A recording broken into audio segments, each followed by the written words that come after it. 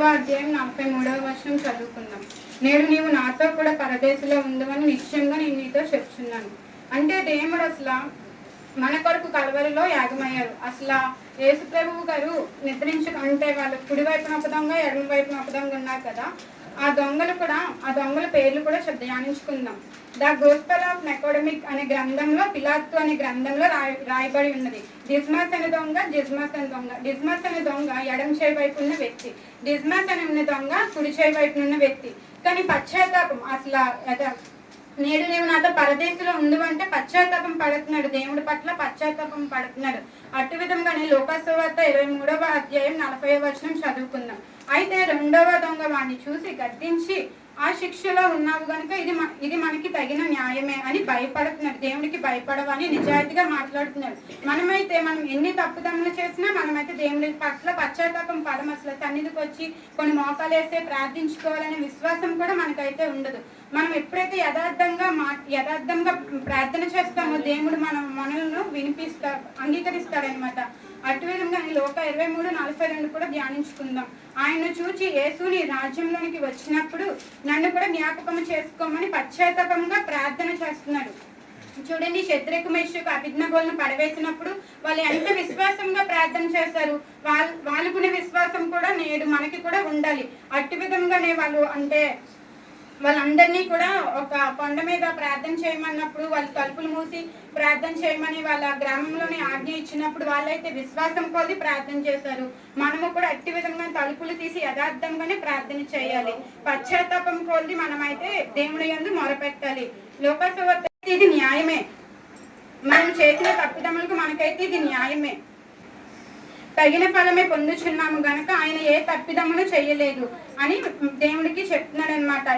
డిస్మస్ అనే దొంగ దేవుడి వైపు చూసి చెప్తున్నాడు, మనకైతే ఇది న్యాయమే కదా, దేవుడికి ఇప్పుడు కూడా భయపడవని పశ్చాత్తాపంతో ఎడం చేయి వైపు ఉన్న దొంగకి చెప్తున్నాడు. దేవుడికి ఇప్పుడైనా భయపడతామా అని వీళ్ళ ఇద్దరు కూడా ఎడం చేయి వైపున దొంగ, కుడి చేయి వైపున దొంగ కూడా ఇద్దరు వాకబుల్ డిస్టెన్స్ లో ఉంటారు కదా. కాకపోతే ఒక దొంగ మాత్రమే పశ్చాత్తాపం పడి దేవుని మీద ఆధారపడతారు. అటు విధంగా ఇద్దరు దొంగలు కూడా అసలు ఆ దేవుణ్ణి వాళ్ళతో పాటు అక్కడ శిష్యులు ఉంటారు, అందరూ కూడా దేవుణ్ణి ఎంతో హేళనగా మాట్లాడతారు. అటు విధంగానే మనం దేవుడి వైపు మన శత్రువులైనను మనం ప్రేమించే వ్యక్తుల వల్ల ఉండాలి. శత్రువులు కూడా మనం ద్వేషించకుండా వాళ్ళ కొరకు మనం పశ్చాత్తాపం కలిగి ప్రార్థన చేయాలి. అటు విధంగానే మార్కు సువార్త 27వ అధ్యాయం మత్తయి 27:38 కూడా చదువుకుందాం. మార్కు సువార్త 15:27. మరియు కుడివైపున ఒక దానిని, ఎడమ వైపు ఒకనిని ఇద్దరు బందిపోటు దొంగలు ఆయనతో కూడా సిలువ వేసిరి. ఇద్దరు బందిపోటు దొంగలు అంటే అసలు దొంగల మధ్యలో యేసు ప్రభు గారు సిలువ వేసే అడుగులు అయితే ఎంత మంది కూడా కానే కాదు. అప్పుడు పూర్వము గ్రీకు భాషలోనైతే దొంగలకి ఎందుకంటే సిలువేస్తారు. ఇప్పుడు దొంగతనం అంటే ఇప్పుడు హైవే దొంగలు, రోడ్డు దొంగలు, సముద్రపు దొంగలు కూడా ఇప్పుడు యేసు ప్రభువు గారు వెళ్ళిపోయే సమయంలో యేసు ప్రభువు గారిని కూడా చంపవాలి, చిన్నపిల్లలందరినీ కూడా చంపేయాలని ఆజ్ఞ ఇచ్చారు. ఆ దేశంలో అప్పుడు పూర్వం అలా ఉండదన్నమాట. ఆజ్ఞ ఇచ్చినప్పుడు యేసు ప్రభు గారు, మరియమ్మ, యోసేపు బాలుడైన యేసుక్రీస్తు వారిని వీళ్ళు కూడా ఇంకా చిన్నపిల్లల బాలుడైన యేసు ప్రభు గారిని కూడా చంపిమని ఆజ్ఞ ఇచ్చినప్పుడు వీళ్ళు ఈజిప్టు అనే గ్రామానికి వెళ్ళిపోవాలని వీళ్ళు ఆజ్ఞ అయితే తీసుకున్నారు. ఆ ప్రకారంగా వెళ్ళిపోతుంటే అందులో ఇద్దరు దొంగలు ఉన్నారు. ఒక దొంగ పశ్చాత్తాపం పడే దొంగ, మరో దొంగ మూర్ఖుడు, క్రూరుడు అనమాట. పశ్చాత్తాపం పడే దొంగ మాత్రం ఆ దొంగ పేరు డిస్మస్. ఇప్పుడు కుడి చేయి వైపు ఉన్న దొంగ పేరు డిస్మస్.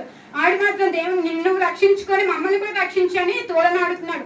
మనం కూడా మన శత్రువుల్ని కూడా మనం అట్టి విధంగానే మూర్ఖంగానే మాట్లాడుతున్నాం. అట్టి విధంగా మనం ఎంత మాత్రమే ఉండకూడదు. అట్టి విధంగానే లూకాసు సువార్త 23వ అధ్యాయం 42వ వచనం చదువుకుందాం.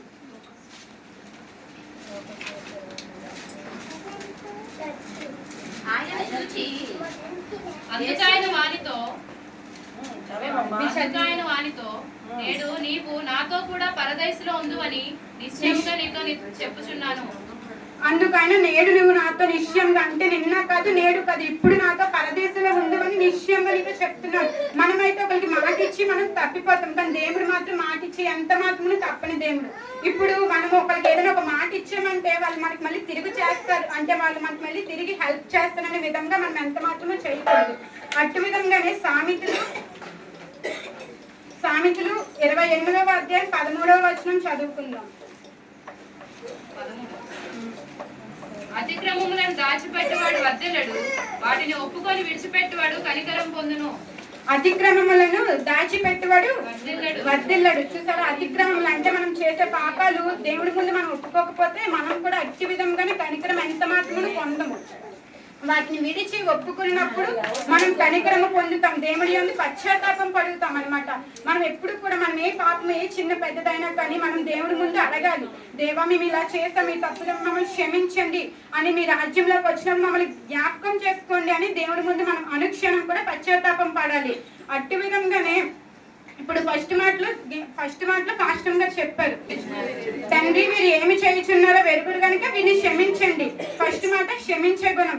అంటే తండ్రిని యేసు అంటే అక్కడ ఉన్న శిష్యులు, యోధా శిష్యులు, అక్కడ బందిపోటు శిష్యులు అందరూ ఉన్నారు కదా, అటువంటి సమయంలో కూడా దేవుడు పశ్చాత్తాపం కలిగి తండ్రి వీరు ఏమి చేయుచున్నారో వెరుగురు కనుక వీరిని క్షమించమని ఎంత ఓదార్పు. అదే మనకైతే అసలు మనం ఒకరిని క్షమించే హృదయం కూడా మనకైతే ఉండదు. ఈ మాటలు ఎంతమంది వింటున్నారో అందరూ కూడా పశ్చాత్తాపం కలగాలి. ఒకళ్ళని చూసి మనం ద్వేషించుకోకూడదు. వాళ్ళు మనకి ఎంత ద్రోహం చేసినా కానీ మనం మాత్రం వాళ్ళని క్షమిస్తూనే ఉండాలన్నమాట.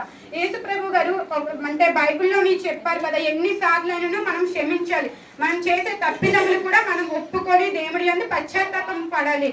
అట్టి విధంగానే మనము ఎప్పుడు కూడా అసలు ఒకరి మీద ఎప్పుడు అంటే వాళ్ళు మనకు తిరిగిస్తారు, వాళ్ళు మళ్ళీ మనకు తిరిగి సహాయం చేస్తారని అన్నట్టు ఎప్పుడు కూడా ఒకరి మీద అంటే క్రైస్తవుల బిడ్డలు అంటే ఒకరికి ఎప్పుడు కూడా హెల్ప్ చేయాలి, అంటే వాళ్ళు మళ్ళీ మనకి తిరిగి సహాయం చేస్తారనే విధంగా ఎప్పుడు కూడా ఉండకూడదు.